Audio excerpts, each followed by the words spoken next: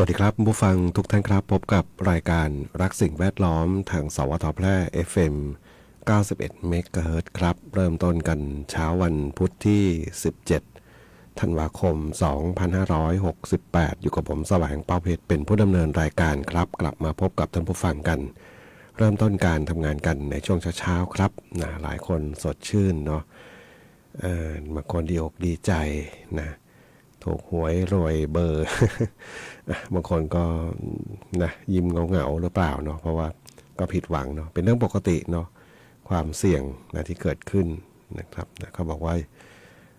อย่าไปเสี่ยงกันมากเนาะเสี่ยงพอดีพองามนะดูข่าวเช้าจะมี3วันเนาะก่อนหวยออกวันหวยออกหลังวันหวยออกนะก่อนวันหวยออกนี่กับวันหวยออกนี่ข่าวนะถ้าไม่มีข่าวอื่นๆหมายถึงว่าเป็นเหตุการณ์ปกตินะบ้านเมืองสงบเรียบร้อยดีไม่มีภัยธรรมชาติเนี่ยเรามักจะเห็นข่าวความแปลกประหลาดของต้นไม้ ของต้นไม้ใบหญ้าอุบัติเหตุแล้วก็อุบัติเหตุคือไม่แปลกแต่ว่าแปลกคือข่าวนำเสนอทะเบียนรถนะเป็นสิ่งที่จนเดี๋ยวนี้กลายเป็นไม่แปลกแล้วมั้งเนาะเพราะว่าเราได้เห็นจนคุ้นชินเนาะหลังวันหวยออกเราจะเห็นอะไรเราเห็นภาพความดีใจนะคนที่เขาทำไมถึงถูกรางวัลนะไปได้เลขอะไรมานะไปได้เลขอะไรมาได้รางวัลเนาะรางวัลที่1อยู่ที่ไหนที่กาญจนบุรีหรือราชบุรี ราชบุรีเนาะเมื่อเช้าดูข่าวอยู่เหมือนกันเนาะบอกว่าเนี่ยเนาะก็จะเป็นแบบนี้นะจนมันฝังไปในความคิดของเราแล้วว่า1 2 3จะเป็นอย่างนี้เนาะเคยมีบางคนนะคนคุ้นเคยคนรู้จักกันบอกทำไมวันหลังวันหวยออกทำไมไม่ไปถามคนไม่ถูกดูบ้างนะว่าเพราะอะไรซื้อเพราะไม่ถูกเนาะให้ออกเสนอข่าวทุกครั้ง เดี๋ยวก็เชื่อว่าทำให้หลายๆคนอาจจะไม่ซื้อเลยก็ได้เนาะนะเพราะมันจะสมองเราจะจำไปอย่างนี้แล้วเนาะก็เล่าให้ฟังเนาะจนเดี๋ยวนี้ก็เป็นเรื่องปกติ สายแรกโทรศัพท์นะไม่แน่ใจว่าท่านไหนเนี่ยเนาะโทรศัพท์เข้ามาตอนแรกๆเลยเนาะขออภัยด้วยเนาะเพราะว่าช่วงแรกนี่พอดีมีภารกิจอยู่เนาะเซตระบบคอมพิวเตอร์กับทีมงานอยู่ข้างล่างเนาะก็ติดตามและฟังกันอยู่ได้นะครับแล้วก็รักสิ่งแวดล้อมนะโดยปกติรายการนี้ก็จะเน้นเรื่องเกี่ยวกับสิ่งแวดล้อมธรรมชาติต่างๆนะที่พยายามนำมาพูดคุยสื่อสารให้ฟังนะบางทีอาจจะเป็นเรื่องที่ซ้ำๆซากๆเนาะฝุ่นควันไฟป่านะการทำลายป่าไม้อะไรเหล่านี้เนาะหรือแม้แต่ขยะนะการทิ้งขยะไม่เป็นที่เป็นทางทั้งหลายขยะพลาสติกนะเราเคยรณรงค์กันถามว่าพฤติกรรมเราเปลี่ยนไปไหมผมว่ายังไม่ได้เปลี่ยนเลยนะหลายๆที่การทิ้งขยะก็ยังเหมือนเดิมเนาะบางทีขับรถไปก็เห็นเนาะบางทีก็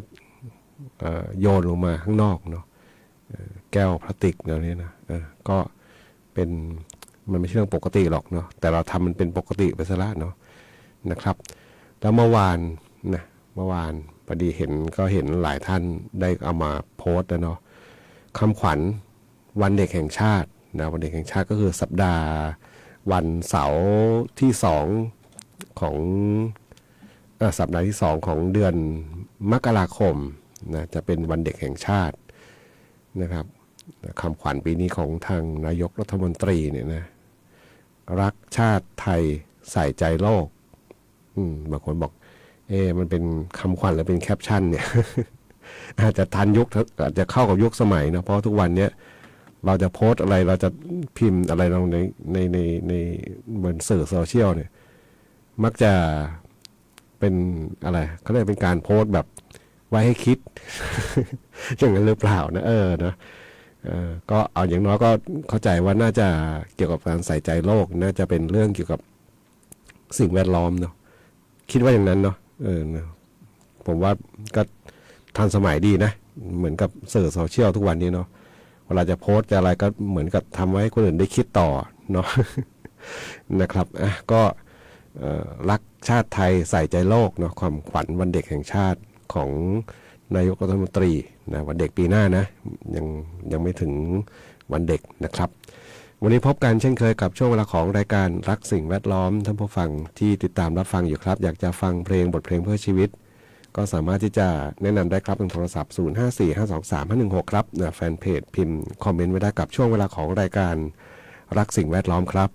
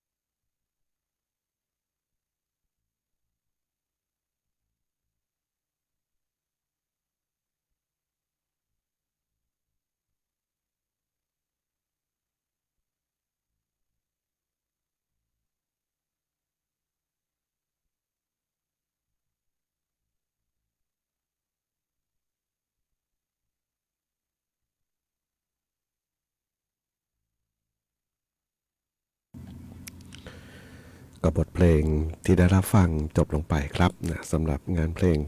ขับร้องโดยคุณหนูมิเตอร์ครับบทเพลงแนวหน้าลาแฟนนะท่านผู้ฟัง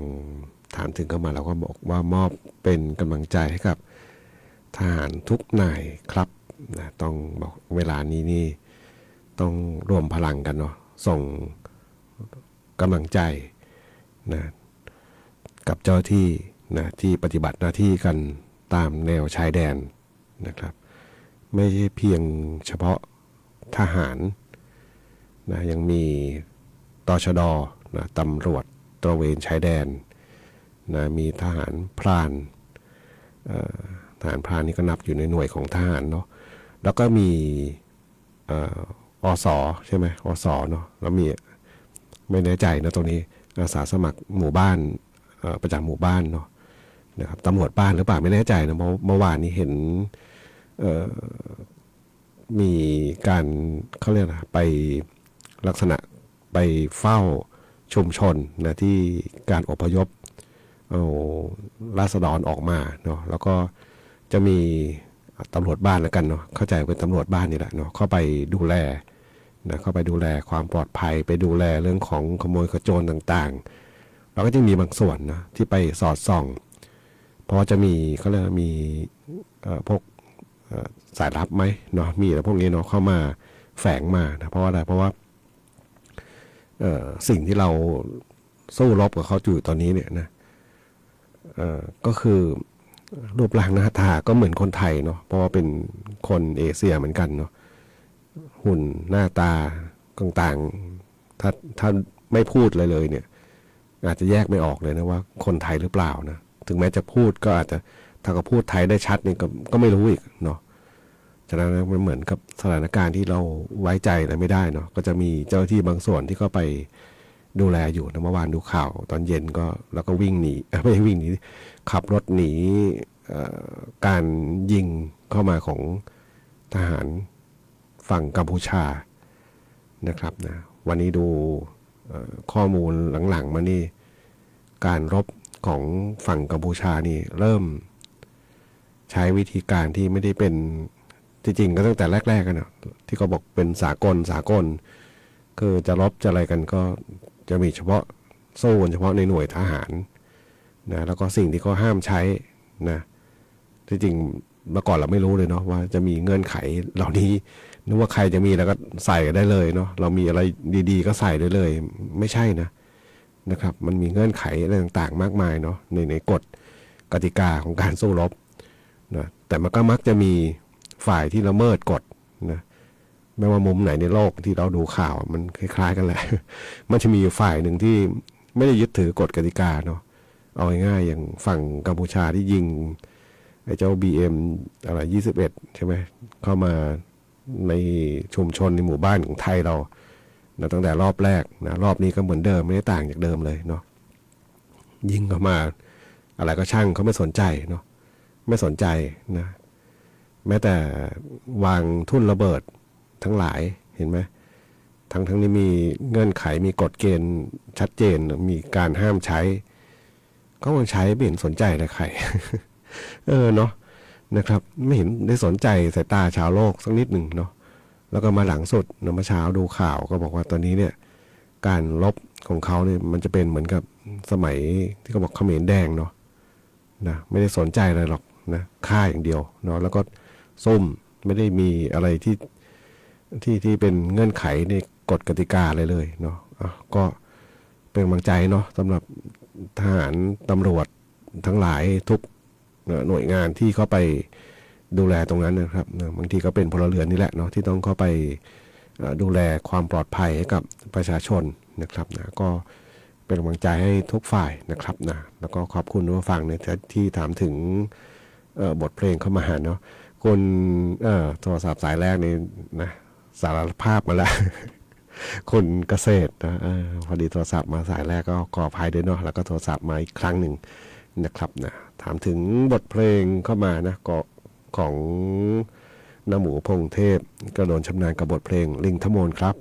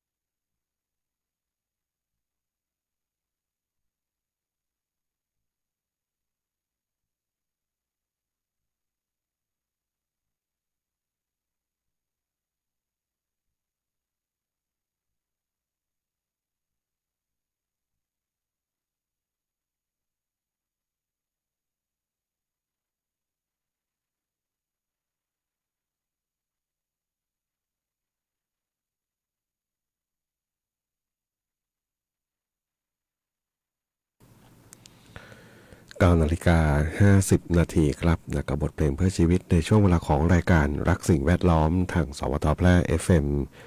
91 เมกะเฮิรตซ์ครับนะสำหรับงานเพลงที่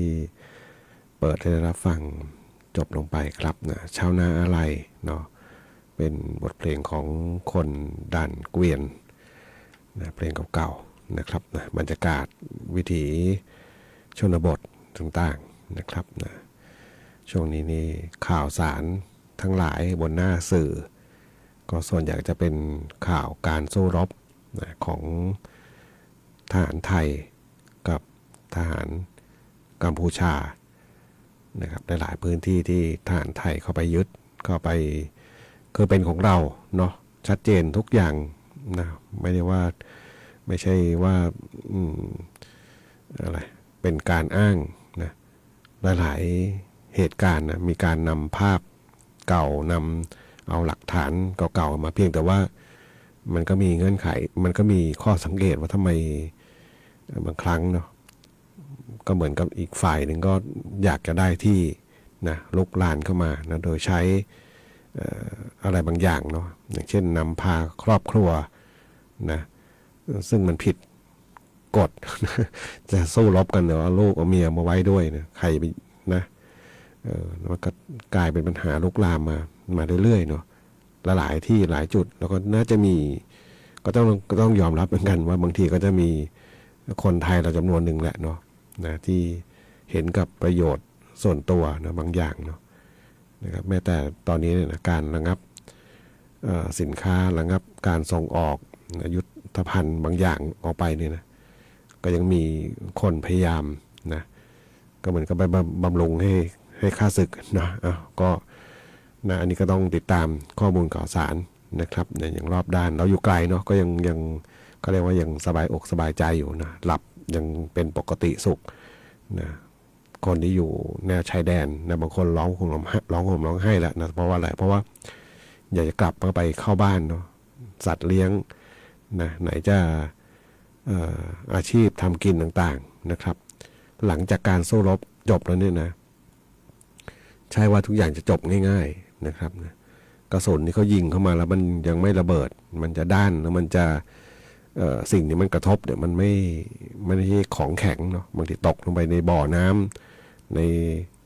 ทุ่งนาที่ยังเป็นดินอ่อนเนาะมันก็ไม่ระเบิดนะครับนะแล้วเกิดชาวบ้านเขาไปทำกินเนี่ยนะยังต้องเหมือนกับอยู่บนความหวาดระแวงกันอีกนานมากนะนะดูจากข่าวด้วยก็พอทราบได้แหละเนาะหรือแม้แต่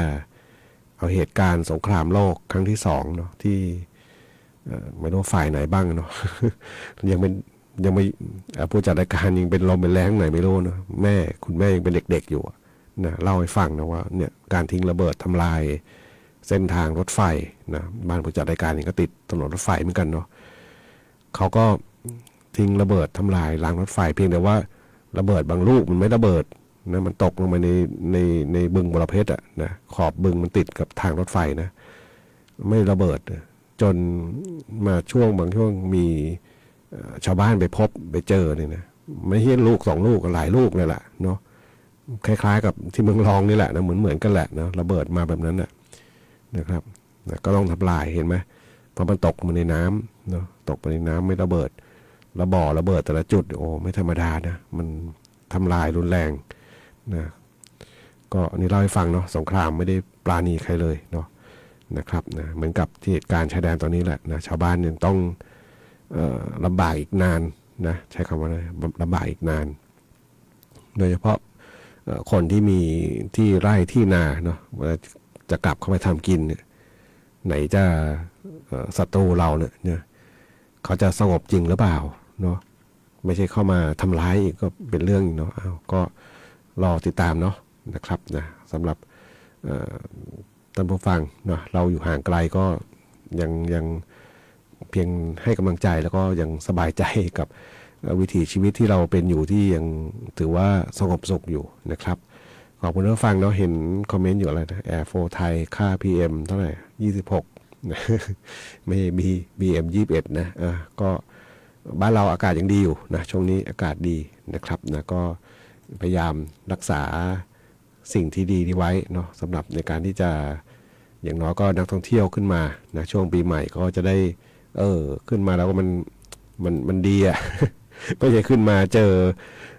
ฝุ่นควันเจอไฟป่านะครับนะเพราะว่าผมเคยไปปั่นจักรยานหลังพระธาตุช่อแฮเนี่ยนะช่วงปีใหม่นะขึ้นไปนิดเดียวจะไม่ถึงน้ำตกเชิงทองเนี่ยเสียงไฟป่านะเสียงไฟไหม้ตามในข้างในป่าข้างในเนี่ยนะมีควันมันจะ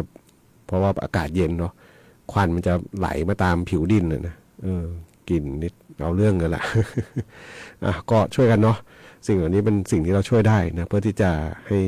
คนที่เข้ามาท่องเที่ยวได้มีความสุขกันนะครับวันนี้รายการนักสิ่งแวดล้อมทางสวทแพร่ FM 91 เมกะเฮิรตซ์มาถึงช่วงท้ายรายการครับคงต้องนำรายการท่านผู้ฟังไปก่อนพบกันใหม่ในวันพรุ่งนี้ขอความสุขความโชคดีจงมีแต่คุณผู้ฟังทุกท่านสวัสดีครับ